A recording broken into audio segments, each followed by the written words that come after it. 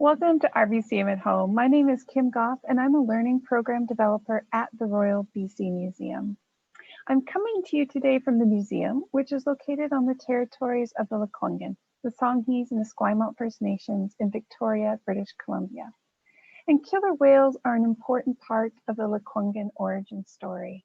And the name Kwokolonchan is the Lekwungen name for killer whales who swim in the waters around this area. I want to extend my appreciation for the opportunity to live and learn on this territory, and I encourage all of you to consider the traditional territory on whose land you are on today, and feel free to add your own land acknowledgement into the chat. Stop. Oh, flying all over the place, getting dizzy. Okay, welcome back. Here I am. RBCM at Home started a year ago when our museum and archive closed due to the pandemic. And it was an opportunity to talk to staff about what they were working on from home.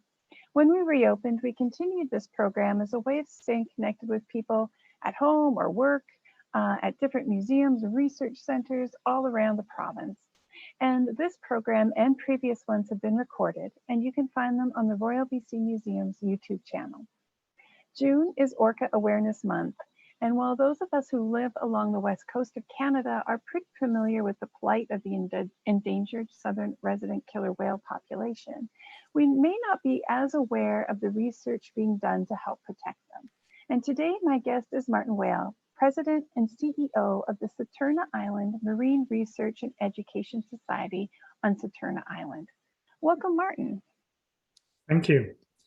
Well, I would like to say at the outset, I'm speaking to you from the unceded ancestral territories of the Coast and Straits Salish people, particularly the Sayo and Sakem nations, here on beautiful Saturna Island. Yes, it is beautiful there, and thank you for that land acknowledgement. I want to know all about, may I call it SIMRES, or is that everybody calls it SIMRES, yeah. SIMRES, okay. I want you to tell us all about SIMRES and when it started and what some of the goals are there. Okay, what I'd like to do is I'd like to tell you about the work that we've been doing over the last year in particular. Can I share my presentation? Please go ahead. Please, yeah, okay. There we go. Can you see that? It is just loading, I think. I'm seeing just a black screen that says you have started sharing. Okay, looks fine. Let's stop that and try again. Of course, everything worked fine when we tested a moment ago. Yeah, I know. These things are sent to try us. How about that? There we are. Yes? Yes, that works. Okay. One of the other things is bits of the slides, I fear, are just shooting off the edge of the picture. I've just had a message that my internet connection is unstable. I should point out to you that our internet comes across the water from Sawasan, which is a very long surface transit. And if somebody parks a big boat between here and Sawasan, I will actually lose the signal completely. So we'll just have to push on. Thank you for that. Now, SIMRES, small non-profit with charitable status. We've had hydrophones, which are underwater microphones to listen to whales and other cetaceans in Boundary Pass since 2014. We're now part of the BC Coast Hydrophone Network with Orca Lab upon Hanson Island and the North Coast Cetacean Society even further north. We're widely active in cetacean research and education in collaboration with Simon Fraser University, University of Victoria, and others. Effectively, we work with lots of people to facilitate them working with whales on Saturna Island.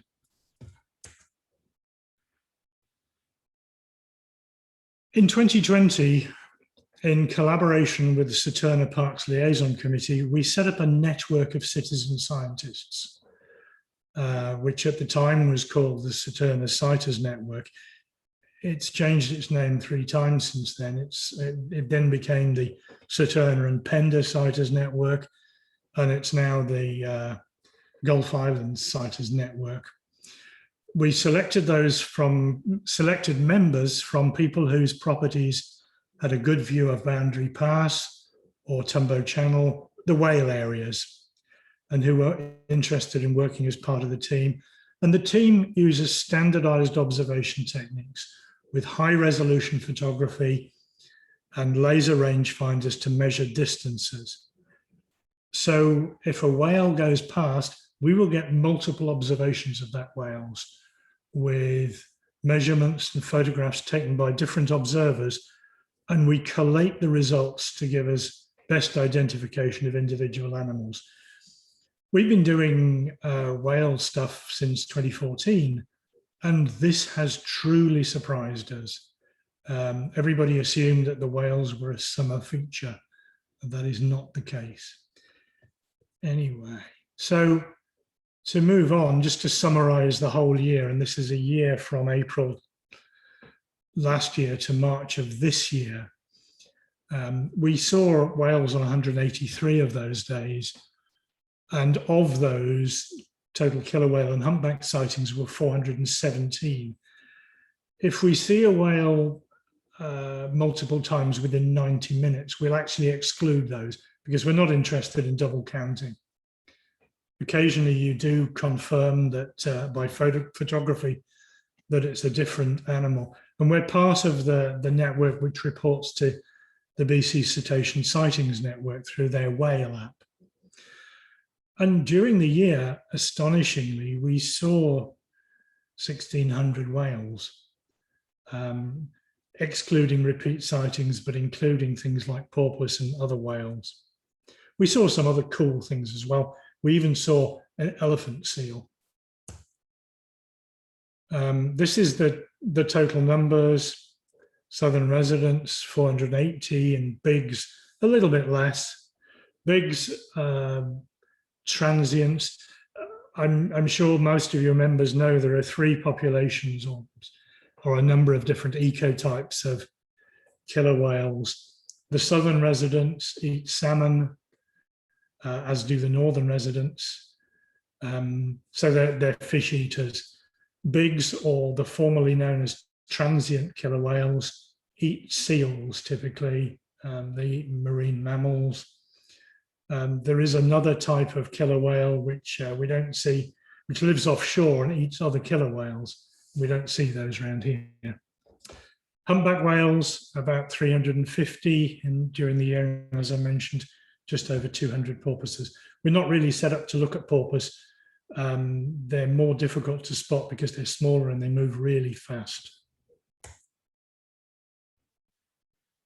So, as I say, we had 343 sightings with photo verifications, 255 unique whales, which again is a number which is much higher than we previously estimated. 179 of our whales were seen only once, and that's just during the summer period. We saw all 3 pods of southern residents. We saw 13 different matriline familiar groups of Biggs whales, including the T18s and T19s. And we saw lots of humpbacks, 12 individuals positively identified. And if the humpbacks come, they stay around. So we had multiple sightings over multiple days, and you almost start to build a relationship with them. You get very fond of them. 45 humpback sightings in June, for example, including Heather and Heather's calf, who was later named Neowise. This is Heather, and this is the calf, Neowise. And I think this is a really cool photograph because I'm looking at Heather, and there is her eye, and she's looking at me as we took the photograph. Interestingly, one thing I will say is that before we move on the 6th of July last year, the Mukilteo ferry hit a humpback. Now it's miles away, but all our humpbacks disappeared for months. And that's why we had lots of sightings in June and then nothing at all. So they communicate over very large distances. They're very intelligent animals. Looking at some more of the science, these are our weekly observations for southern residents. Again, astonishing. We've always considered the summer months to be the main time. We actually see more southern residents in the winter. Now, whether this is due to climate change and ocean warming, or what it's due to, we don't know. Whether it's due to the death of Granny, the elder matriarch, and therefore, as a younger population comes through, they learn new things. It's unclear, but certainly that observation, the two things that are really striking about this are the number of whales and that observation that we see whales all year round and southern residents in particular in the winter. That's the southern resident. You can tell by the open saddle patch just behind the fin, and that's likewise. These are our observations of killer whales, more around in the summer, and we see lots of killer whales, and they work together, and they're very well organized. Interestingly, the southern residents tend to come from the west, tend to come from the east, traveling in a westerly direction. They do a big circuit around through Active Pass, around the mouth of the Fraser, and then past Saturna, and then head west again. And the bigs go the other way around. So one of the clues to telling what sort of whale it is which direction it's going. This is a bigg's whale, and you quite often see them a long way away, an animal with a very tall dorsal fin. And then the same thing for humpbacks. This is what I mentioned. All our humpbacks disappeared immediately after the ferry strike for a long time. This is mostly heather and neowise during April, and Heather was off Saturna teaching the baby things that humpbacks need to know, presumably. You wanted me to talk to you about bubble net fishing, and this is a set of observations I made close to here, just looking out to sea, and notice this patch of water which was disturbed. And it wasn't really clear what was going on. Yes, there were whales there. There was the occasional spout, and you can actually see a whale there along the surface. And some more activity, and the occasional whale again. And then it went really quiet. And then suddenly, this whale just shot up through the middle. And the way that bubble net feeding works is that a group of whales will work collaboratively to generate bubbles, which will, to generate a funnel of bubbles, which will confuse the fish and narrow them all into a small area. And then a whale comes up through the middle with its mouth open like that and just hoovers the whole lot up. And beautiful. Is that unique to? Is it unique to humpbacks? I think there are other baleen whales that feed in the same way, but I'm mostly aware of it as a humpback behavior. It's quite unusual to see it around here. Anyway, that's the slides, and I just wanted to show you some photographs. SIMRES, our website, simres.ca. Many thanks to all the people who've been involved in this. I'm happy to discuss and take questions.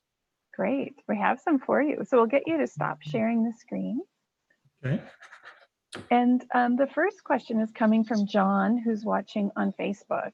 And John's question, I want to read it correctly. John asks, is there marine life and ecosystems that stand out or are particular to Saturna? Sorry, say that again, please. Sure. With all the varied islands that are found in the Salish Sea, is there marine life or ecosystems that stand out or are particular to Saturna Island? Difficult to ask. Saturna is the most difficult of the populated Southern Gulf Islands to get to. And half of this island is parksland. So there is less human disturbance on Saturna. Having said that, Boundary Pass, of course, is the main thoroughfare for ships leaving Port of Vancouver. So it's a busy area.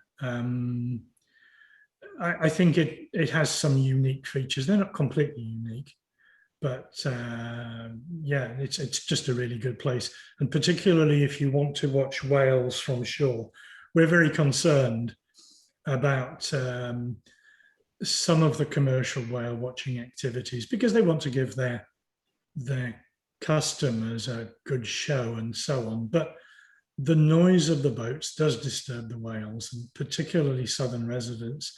They echolocate for salmon.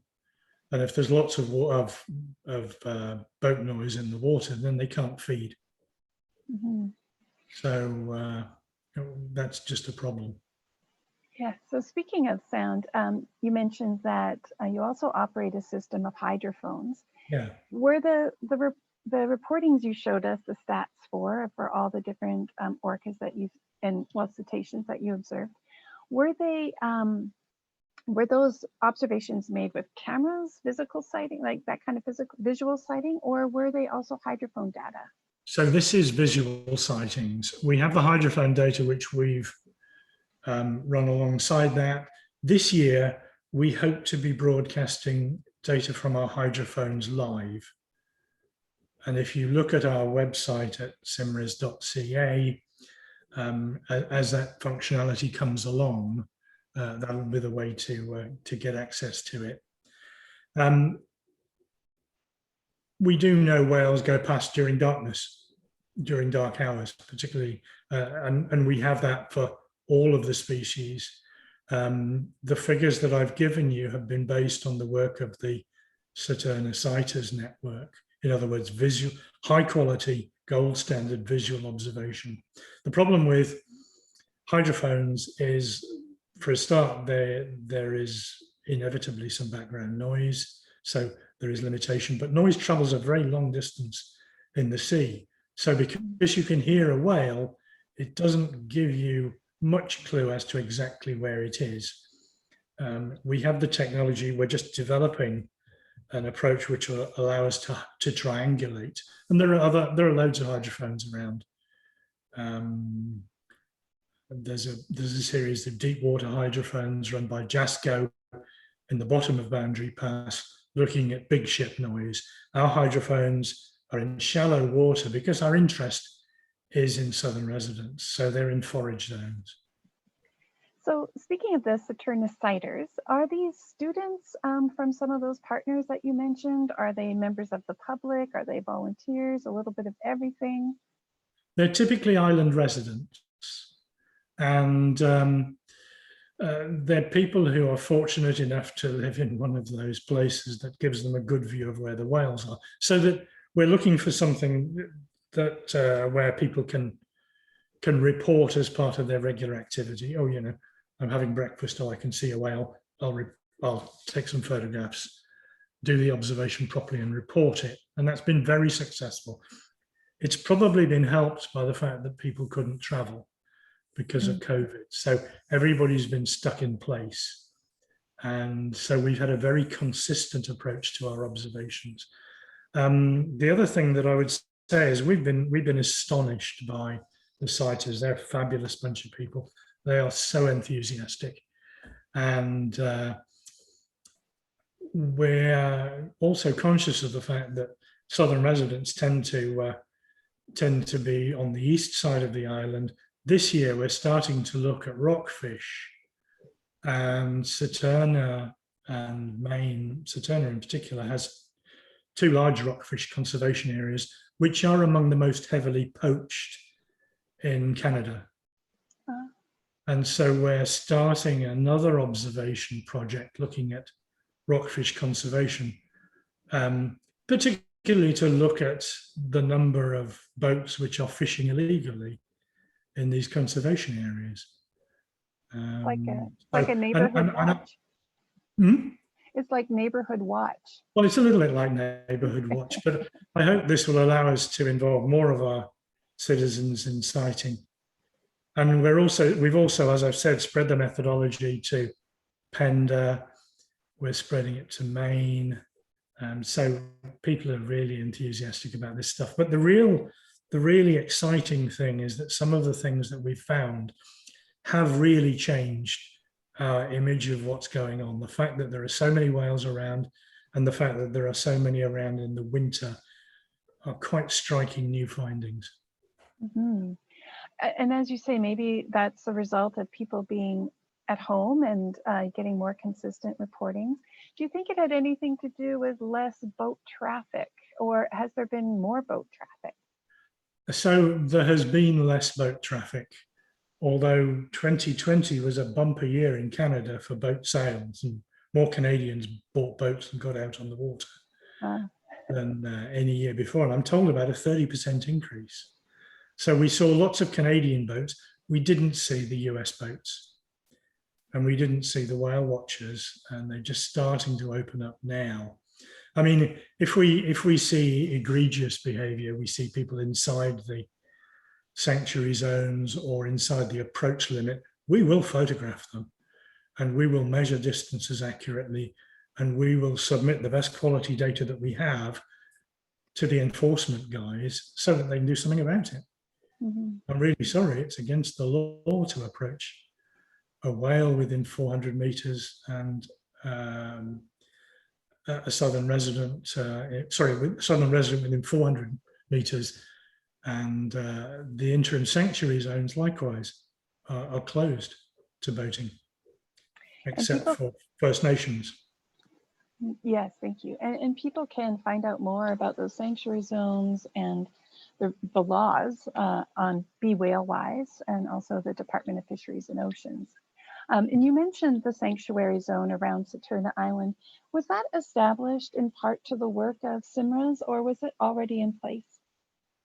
So it was established, I think 2020 was its first year, I think.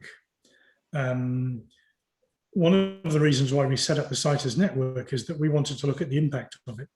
We thought it was a really good idea. It protected key forage areas.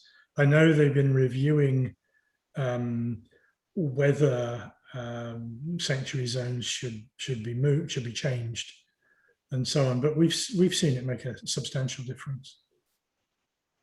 Fantastic. Martin, how did you first get started with SIMRES? So I've lived on the island for a number of years, and we kayaked and stuff like that. And I've been involved with SIMRES as a member. And then part of the natural history, if you like, of these small non-profit volunteer-run societies is that they're formed by a bunch of enthusiasts. And about 6 years later, that group of enthusiasts have grown old and they really want to retire properly. It's hard work running a society like this. It's a really unremitting job, as it were. It's not a job, but it's a job. So I came along just as SIMRES went through that transition from the old board to a new organization, and that's how I was involved. I was invited to become a member and had a set of skills that they needed at the time. Excellent. And you've been there how long? I've been president and CEO for I'm in my third year, which is long enough for me to get to know most of this stuff. Right. A good learning curve for you as well. So I didn't quite realize, is everyone involved in SIMRES a volunteer? Yeah. Amazing. This year, for the first time, we've actually been able to employ somebody during the summer. it's hard sometimes even to keep the lights on. We are reliant on donations. We're reliant on our members. And last year with COVID, of course, our face-to-face meetings and our main ability to gather funds dried up. So yes, it's tough. We spend a lot of time doing very long and complex grant applications because that's the best way towards stable funding. And I'm grateful. The laser rangefinders I've talked about were funded from grants. Some of the photographic equipment was funded by the ECHO program out of the Port of Vancouver. The sighters give of their time, which is a huge resource. Absolutely. Now you mentioned sharing some of the methodology with places like Pender Island and Main Island. Will they also have their own Marine Research and Education Society on their own island, or will it fall under your umbrella? So the CITES network is using a common methodology, and the great advantage of it is that we can then compare stuff. We work collaboratively with some of the societies on other islands. I mean, the rockfish work that we're involved with was started by Galiano Conservancy Association, and Maine are also involved. So we do collaborate. As I say, the rockfish came from Galiano. The approach to sighting came from here, and its benefit lies in its scientific rigor, actually. So that all our observations are validated, defensible. We have confidential communication lines between the sighters so they can tell people when whales are coming through. So everybody gets set up ready. Oh, great. Yeah, like a network. I used to work at a society that in England, the Royal Society for the Protection of Birds. Yes. And the bird watchers had their networks like that as well. So they could send around, I think at the time it was like pager messages, but they could send around messages to let folks know there's a bird you want to see and the location, but also trying to keep it a bit confidential as well. Yes. So is there a lot of rigorous training then for the sighters? So the sighters, they get training on the methodology, and they get training on the use of the rangefinder. If we have two rangefinders, okay, because it's a expensive asset. They're $7.5 grand each. Yes, we train them individually. The other thing that I would say is that colleagues from DFO and from Parks Canada really super helpful. We've had DFO boats, and they've done it this summer as well, come and drive around the edges of the sanctuary zone so our scientists can see just where the sanctuary zone is, calibrate their ideas and get used to using the rangefinder and so on. And then we meet with DFO enforcement and parks enforcement people 2 or 3 times, probably every month or so during the season to keep up to date. Because what we also found when we started this is that lots of people were reporting boat violations with really poor quality information, and it just wastes everybody's time. It's not actionable. So now we don't report anything unless we've got high quality information to back it. Oh, that's great. Last week we spoke with Morgan Jensen, Willie Jensen and Morgan Van Kirk with the DFO. Yes. So I'm sure they really appreciate that type of collaboration and information of your CITES network. One of the things we were talking about was how difficult it must be to learn to estimate what 400 meters looks like on the open ocean without having those points of reference. So those rangefinders are really key. It's very tricky, but also it's really helpful to have somebody drive a boat around the edges of the sanctuary zone. Yeah, I get familiar with that. See just what 400 meters looks like. Yeah. But you're correct. It's really hard to estimate distances. And the Saturna Island Marine Research Center, when it's safe, does it have a little visitor area? Are people able to visit you in person if they're on the island? We don't, I'm afraid. There is a building down at Eastport called the FAB building, which stands for Fog Alarm Building, which has displays related to Saturna in it, and there's some stuff I believe about SIMRES in there. I would urge people to look at our website, get in touch if you're coming over. This is a fabulous place to do shore-based whale watching. And if you're coming over, we can give you advice on the best places to go and those sorts of things. Wonderful. My partner and I went over last year in August to do some land-based whale watching. But now that I've seen your data, maybe we'll plan to come in November and see if we can spot something as well. Yeah, the weather can be tricky. That's true. We'll probably get a foggy day. Well, Martin, thank you so much for joining us and sharing information about the Society today. And thanks everyone who joined us as well. If you missed something and you want to go back, this has been recorded and you will find it on the Royal BC Museum's YouTube channel, so have a look there. Our feature exhibition, Orcas, Our Shared Future, is on now. And if you live locally, we encourage you to find out about time tickets on our website. If you don't live locally, there are virtual opportunities for you to explore, including a new 30-minute video that features behind-the-scenes stories from the staff who helped plan the exhibition. This summer, we'll be shifting gears a little bit, and there will be new digital program on Tuesday called Follow Me IG on Instagram Live, and a series of programs under the name RBCM at Home Summer, which is a little bit of the hybrid at-home program, which is this one, and our at-home kids program. And I think we still have an RBCM outside to enjoy in July. So you can find out more about all of our programs by visiting the Royal BC Museum website, click visit and click calendar, and you'll find us there. I want to thank you again, everyone, and please continue to take care of yourselves and one another. Bye-bye.